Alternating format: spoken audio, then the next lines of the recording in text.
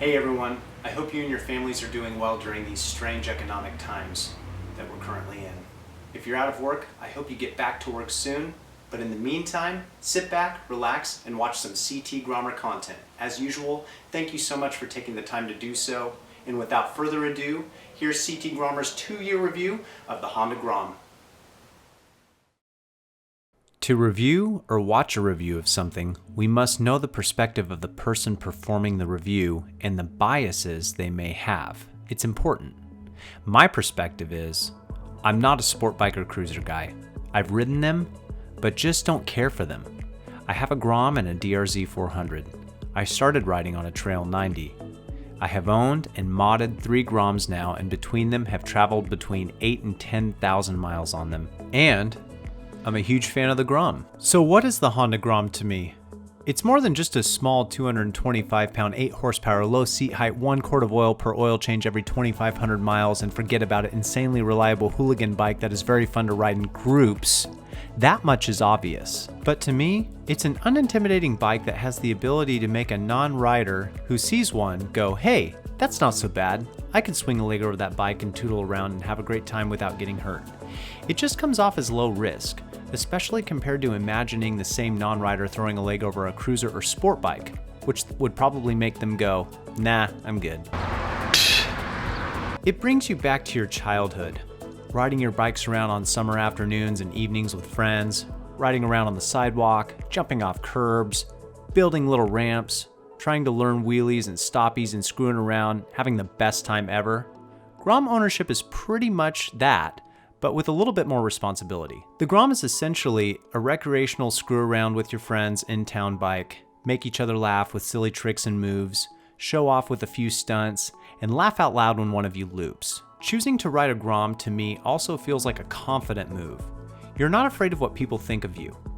You don't feel the pressure to be the fast guy on a sport bike or be the badass guy on a cruiser. The Grom means it's time to screw around with my buds and have a good time. The haters will say, it's too slow, it's too small, you look stupid riding that bike, why don't you get a real bike? Get off that clown bike, oh nice scooter, etc. Yeah, but my Gixxer. I've heard it all from people who have never owned or ridden a Grom. Like Mom always said, don't knock it till you try it, right?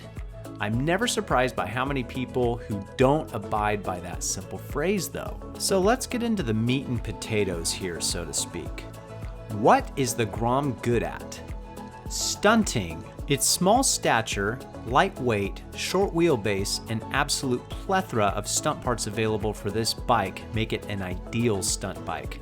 The stunt scene for the Grom runs deep. YouTube is full of videos on it, and locally we have many guys who have achieved balance point and sit-down wheelies and have progressed to one-handers and other combos from there. Just get a 12-bar, or subcage, whatever you want to call it, and a handbrake setup and send it, cruising around town. The Grom loves to be taken around town to run errands or just mess around with friends on the streets. Prepare for lots of interesting feedback from other motorists when you're riding around. In-town commuting. With stock top speeds of 55 miles an hour more or less and 100 miles a gallon, you'll have a hard time finding a more efficient and fun commuting machine. In navigating tight spaces, the smaller the roads, the higher the urban density, the more the Grom excels. Its short wheelbase, seat height, and narrow body makes you extremely nimble for lane splitting and stop traffic or getting through a tight spot, wherever you may find yourself. Better than the bike Peter Parker is using to deliver pizzas in Spider-Man 2? That's for sure. Now to turn the tables, what is the Grom not good at? Highway riding / highway commuting. The Grom fan is going to give me flack here.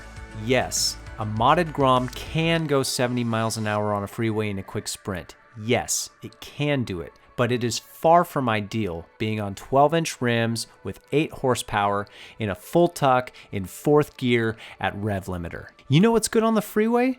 A GS 1200 BMW. The poor Grom was just not designed for highway use. In fact, in the state of California, it's illegal to ride anything under 150 cc's on the freeway anyway. Long-range rides. The Grom fam is really gonna heckle me now. I can feel it. But Photogrommer rode his Grom across the entire US of A! Yep, he did. but I promise you it was not comfy and far from ideal of a bike to do it on. I didn't say that they can't go far. It's just not ideal.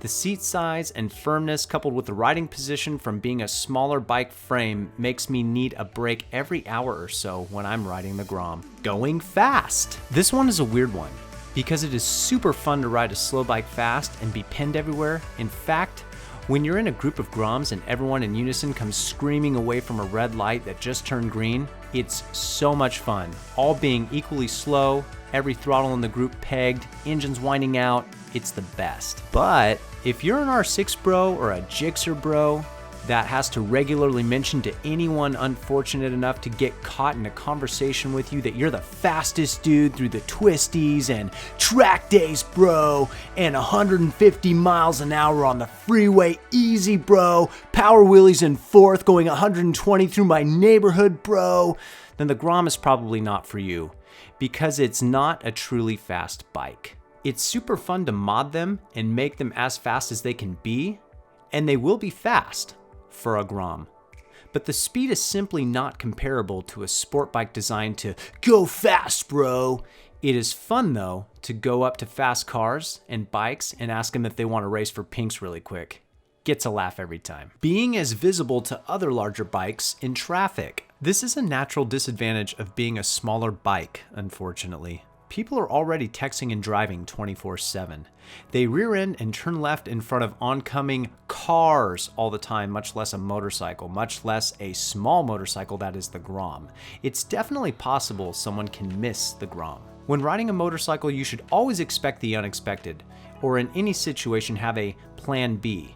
If this car does this right now, what will I do? Sorry, I don't mean to preach, but I want everyone to be as safe as possible. And the safest thing to do is ride in a pack of Groms. You just can't miss the pack. Being able to get out of a bad situation quickly. An older man once looked my bike over, then looked at me and said, "Hey, I'll bet this bike is fast enough to get you in trouble, but not fast enough to get you out of trouble." I thought about this a little bit, and I agree with him. The Grom is simply not fast enough to quote-unquote run away or get away from something quickly. You have to get creative. Get creative and take advantage of its small size and nimble handling. And that's all I'm gonna say on that subject. Things I love about the Grom. Legendary reliability. In my very first CT Grommer YouTube video, I compare and contrast the CT90 and the Grom. One of the comparisons is that the Grom engine comes directly from the CT90 or Trail 90, whatever you want to call it. These engines are absolutely bomb-proof. You can hold them pinned in fourth gear for miles with zero problems. Keep fresh oil in them and they will stand up to abuse like you wouldn't believe. If you do somehow manage to cook the top end, it will cost you less than $150 in parts to rebuild it. Insane gas mileage. $2 or $3 at the pump buys you 100 miles or more of cheap fun. Cheap to buy used. I've purchased 3 used Groms now, all in great condition and never paid over $2,500 for one.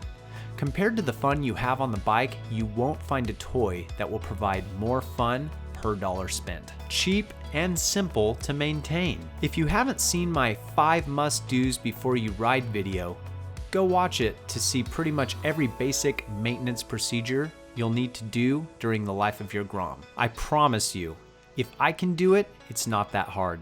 These bikes take 1 quart of oil and a change every 2,500 miles according to the Grom maintenance schedule, but I change mine every 1,000 miles. And I just happen to use Rotella T6, which costs $20 for a gallon, and that lasts me 4 oil changes. Valve checks are simple. Clean and lube the chain once in a while.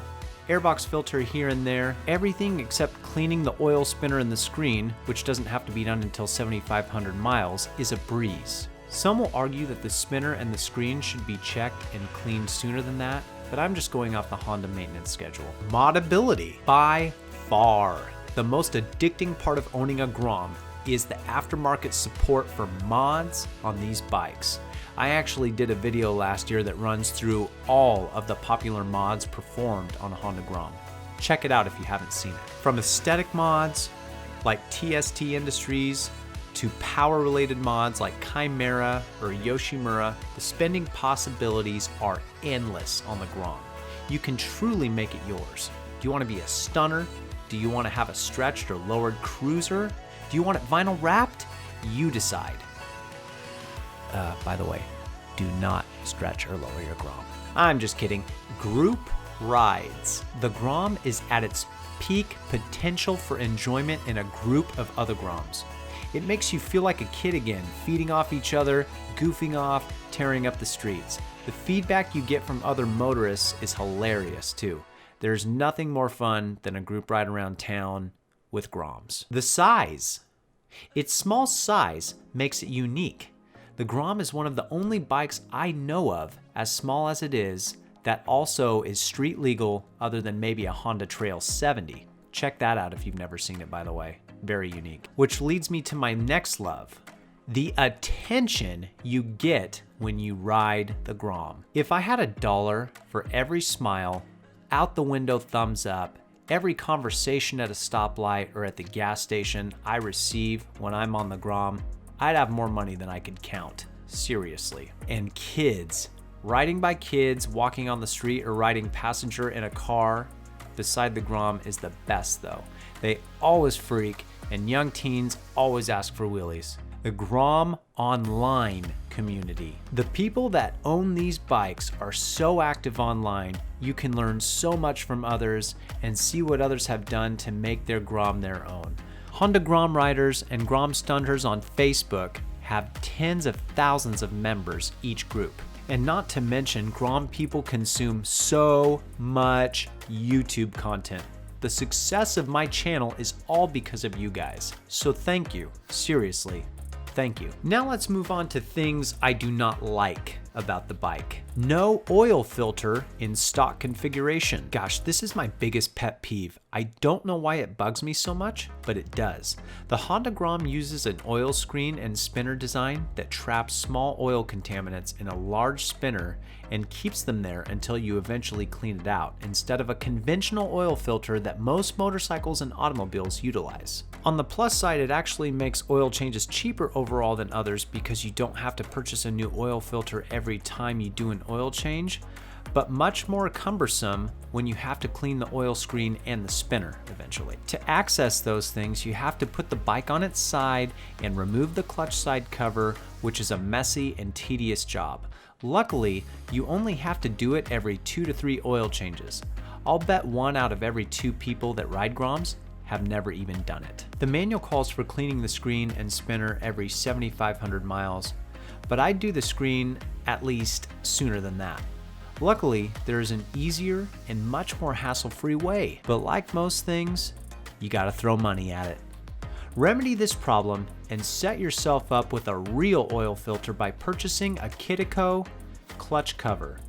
They allow you to remove the oil spinner, which reduces rotating mass, add a conventional oil filter, no more spinner and screen cleaning, and the ability to add an oil cooler. The stock clutch slips quite a bit when you pop it. The stock clutch on the Grom is sufficient for stock motor and average commute style riding. But if you want to start experimenting with wheelies or start adding power, the stock clutch springs are on the soft side. When you try to clutch up to a wheelie, you lose so much power in the clutch slippage, and let's face it, the Grom has none to spare. I did a video detailing this procedure, which can be found in the description below. But if you'd like to upgrade your clutch, I recommend SMR or Sex Machine Racing 60% stiffer springs. Change all 6. And the Chimera lifter plate. The stock tires. The stock tires on the Grom are dangerous bad. Actually, not all of them. I'm specifically talking about V-rubbers. I've mentioned in previous videos that the V-rubber tires that used to be on all Groms are dinosaur hard and seem to be designed to put up with thousands of miles of commuting or average easy riding in warm to hot conditions. They also hold up well to burnouts. Other than that, I've never trusted them in an aggressive turn, and they are downright dangerous in rainy or wet conditions. It seems that in recent years though, Honda has switched to IRC stock tires, which seem to be a bit softer and better. But if you have V-rubbers or just want a better performing tire, I recommend the Michelin Power Pures. Stock chain stretches very quickly. Now this is not a big deal, but it's worth noting. If you're stunting and wheeling all the time, the added strain on the low quality non-O-ring stock chain stretches it very quickly. I'm still on my stock chain on the current Grom, but a lot of people swap it out for a high quality chain sooner than later. Stock seat is uncomfortable. The stock seat gets uncomfortable after about 45 minutes of riding. I've mentioned this in other videos as well. There are plenty of aftermarket seats and custom fabricators out there. I personally run a Mad Gel seat and I love it, but for some reason they are getting harder and harder to find online. I'll drop a link in the description below if I can find one. Foot pegs and rear sets are brittle. The foot pegs and the rear sets will break or shear from anything more than a minor drop. For most riders who aren't stunting, this isn't really a problem, but if you're regularly stunting or have a minor accident and the bike gets dropped and slides for any length of time, I can guarantee that the foot peg and the rear set will be toast. If you're going to start stunting, buy once, cry once, and pick up some thick gauge steel Z&Z rear sets. Website linked in the description below. Front forks are extremely soft. Like most of these other gripes I have with the Grom, this is only going to upset you if you're stunting or really trying to ride the Grom aggressively in corners. I've noticed guys who regularly bottom out the forks coming down from wheelies. They seem to stand up to the abuse well, but if you'd like to throw money at the fix like everything else I've mentioned so far, I'd grab some Racetech springs and rebuild the forks. If you're going to stunt, probably worth your while. Chain tensioners. The stock chain tensioners are weak and cumbersome to use. I have to admit, these are a pain to use, but they do work. Their problem is that they are weak, and I have personally witnessed them break and leave a guy in our group stranded with a wobbling axle inside the swing arm. I'm actually still running the stock chain tensioners because I don't get too wild on mine, but it's good to note their shortcomings. For those who want to step up their game, I'd recommend NDC adjusters. Speedometer correction. If you change sprockets, your speedometer and mileage will be off because the speedometer is in the rear wheel. This is annoying because then the more you ride, the more your true mileage will be off over time. Not a whole lot you can do, and I am not about to purchase a Grom Speedo Healer module for over $100. It's just annoying, that's all. Last but not least, if you're a stunter, the bike is not set up for long wheelies in its stock configuration. You need to modify the oil pump to draw oil from the back of the case, or you risk starving your top end of oil in a long wheelie. Check out Straight Up Pumps for more detail on that. And here's my personal secret for enjoying the Grom long term. Getting involved in a local Grom group is essential to staying excited about this bike. I know I sound like a broken record here, but the key to truly enjoying the Grom is finding a group of people to ride with. Not only can you build your skills riding with and watching others who are better riders than you, but you can also take advantage of the knowledge they have as well. Riding with others truly brings back the nostalgia of being a kid with no responsibilities or problems, just hopping on my bicycle and screwing around with my friends. The Grom is my gateway to those past good times that I can relive in a way each time I hop on with friends. Well, there you have it, fam. That's my review of the Grom after 2 years of blissful ownership. It is by no means perfect, but pretty close in my book. Thanks for sticking in and watching this long. I hope you've enjoyed this review and that it's helped in some way. If you're enjoying the content, please consider subscribing. Each subscriber means the world to me and encourages me to keep creating quality content. Do you have a question about or disagreement with something you saw? Leave a comment. I love hearing from and interacting with you. And though it's getting harder these days, I always respond. Be safe on those Groms, ride in a group, and have the time of your life.